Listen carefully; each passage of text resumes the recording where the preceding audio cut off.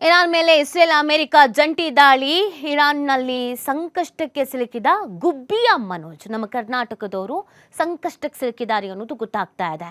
ಸಂಪರ್ಕಕ್ಕೆ ಸಿಗ್ತಾ ಇಲ್ವಂತೆ ಮನೋಜ್. ಸಹಜವಾಗಿ ಅವರು ಪೋಷಕರಲ್ಲಿ ಆತಂಕ ಮನೆ ಮಾಡಿದೆ. ಇರಾನ್ನ ಮರ್ಚೆಂಟ್ ನೇವಿಯಲ್ಲಿ ಮನೋಜ್ ಕೆಲಸ ಮಾಡ್ತಾ ಇದ್ರು ಅನ್ನೋದು ಗೊತ್ತಾಗ್ತಾ ಇದೆ.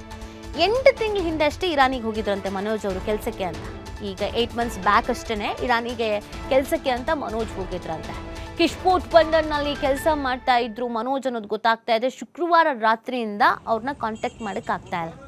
ಶುಕ್ರವಾರ ರಾತ್ರಿಯಿಂದ ಸಂಪರ್ಕಕ್ಕೆ ಸಿಗ್ತಾ ಇಲ್ಲ ಮನೋಜ್ ಅಂತ ಹೇಳ್ತಾ ಇದ್ದಾರೆ. ತುಮಕೂರು ಜಿಲ್ಲಾಡಳಿತಕ್ಕೆ ಮಾಹಿತಿಯನ್ನು ನೀಡಿದ್ದಾರೆ ಅವರ ಪೋಷಕರು. ಮನೋಜ್ ಗುಬ್ಬಿ ತಾಲೂಕಿನ ರಾಂಪುರ ಗ್ರಾಮದ ನಿವಾಸಿಯಾಗಿದ್ದಾರೆ ಅನ್ನೋದು ಗೊತ್ತಾಗ್ತಾ ಇದೆ. ಸಹಜವಾಗಿ ಅವ್ರ ಪೋಷಕರೆಲ್ಲ ಆತಂಕ ಅನ್ನೋದು ಇದ್ದೇ ಇರುತ್ತೆ ಅಲ್ವಾ. ನಮ್ಗೆ ಇಲ್ಲಿ ಕೂತ್ಕೊಂಡು ಅಲ್ಲಿ ನಮ್ಗೆ ಯಾರು ಪರಿಚಯ ಇಲ್ಲದೆ ಇದ್ರು, ಫ್ಯಾಮಿಲಿ ಅವ್ರು ಇಲ್ಲದೆ ಇದ್ರು, ಅಯ್ಯೋ ಯುದ್ಧ ಅಂತೆ, ಯುದ್ಧದ ವಾತಾವರಣ ಅಂತೆ, ಅಯ್ಯೋ ಅಲ್ಲಿ ನೋಡಿ ಹೇಗೆ ದಾಳಿ ಆಗ್ತಿದೆ ಅಂತ ಅಂತೀವಿ. ಮಗನೇ ಅಲ್ಲಿದ್ದಾನೆ, ಸಂಪರ್ಕಕ್ಕೆ ಸಿಗ್ತಾ ಇಲ್ಲ. ಶುಕ್ರವಾರದಿಂದ ಅಂತ ಅಂದರೆ ಆಗೋಯ್ತಲ್ಲ ಸಮಯ, ಹತ್ರ 3 ದಿನ. ಹೇಗಾಗಿರುತ್ತೆ ಹೇಳಿ ಅವರ ಪೋಷಕರಿಗೆ. 8 ತಿಂಗಳ ಹಿಂದೆ ಕೆಲಸಕ್ಕೆ ಹೋಗಿದ್ರು ಅನ್ನೋದು ಗೊತ್ತಾಗ್ತಾ ಇದೆ.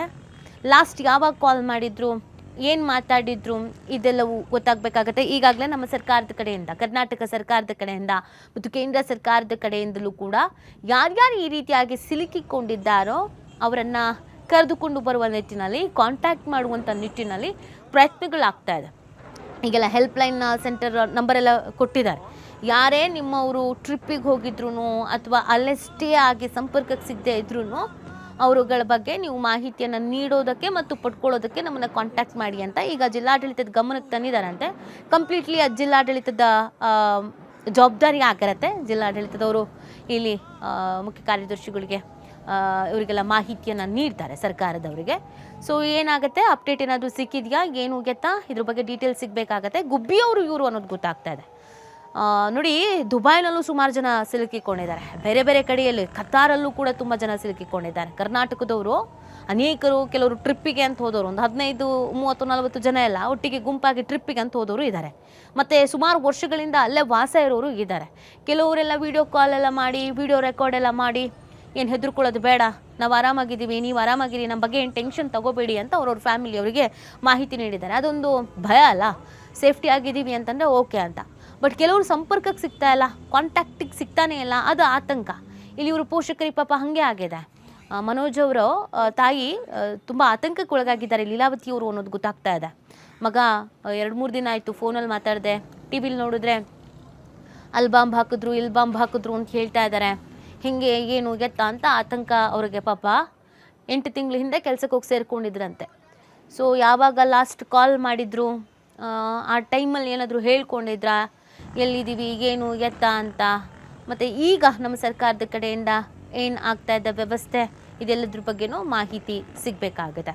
ಸೊ ಈಗಾಗಲೇ ಅನೇಕ ಸಚಿವರುಗಳು, ಸಂಬಂಧಪಟ್ಟವರು, ಕೇಂದ್ರ ಸಚಿವರುಗಳು, ಹೌದು ನಮ್ಮ ರಾಜ್ಯದವರು ಇದ್ದಾರಲ್ಲ, ಕೇಂದ್ರ ಸಚಿವರುಗಳು ಮನವಿಯನ್ನು ಮಾಡ್ಕೊಂಡಿದ್ದಾರೆ. ಆಮೇಲೆ ಒಂದು ಭರವಸೆ, ಒಂದು ಧೈರ್ಯ ಹೇಳೋ ಕೆಲಸನೂ ಮಾಡ್ತಾ ಇದ್ದಾರೆ. ಯಾರು ಆತಂಕ ಪಡೋದು ಬೇಡ. ಎಷ್ಟು ಬೇಗ ಸಾಧ್ಯವೋ ಅಥವಾ ಎಷ್ಟು ಸೇಫ್ಟಿಯಾಗಿ ಕರ್ಕೊಂಡು ಬರೋಕ್ಕೆ ಸಾಧ್ಯವೋ ಅಥವಾ ಅವ್ರಿಗೇನು ವ್ಯವಸ್ಥೆ ಮಾಡೋದಕ್ಕೆ ಸಾಧ್ಯವೋ ಅಥವಾ ಕನಿಷ್ಠ ಪಕ್ಷ ಅವರಲ್ಲಿ ಹೆಂಗಿದ್ದಾರೆ, ಅಲ್ಲಿ ಯಾವ ಥರದ ವಾತಾವರಣದಲ್ಲಿ ಇದ್ದಾರೆ, ಅವ್ರು ಆರಾಮಾಗಿದ್ದಾರೆ, ಇದ್ರ ಬಗ್ಗೆ ಮಾಹಿತಿಯನ್ನು ನೀಡುವಂಥ ಕೆಲಸವನ್ನಾದರೂ ಮಾಡ್ತೀವಿ ಅಂತ ಮಾಹಿತಿಯನ್ನೆಲ್ಲ ನೀಡ್ತಾ ಇದ್ದಾರೆ. ಯಾರು ವಿಚಲಿತರಾಗೋದು ಬೇಡ. ತಮ್ಮವರು ಯಾರಾದರೂ ಈ ಅಟ್ಯಾಕ್ಸ್ಗಳು ಆಗ್ತಾ ಇರೋ ಪ್ರದೇಶಗಳಲ್ಲಿದ್ದರೆ.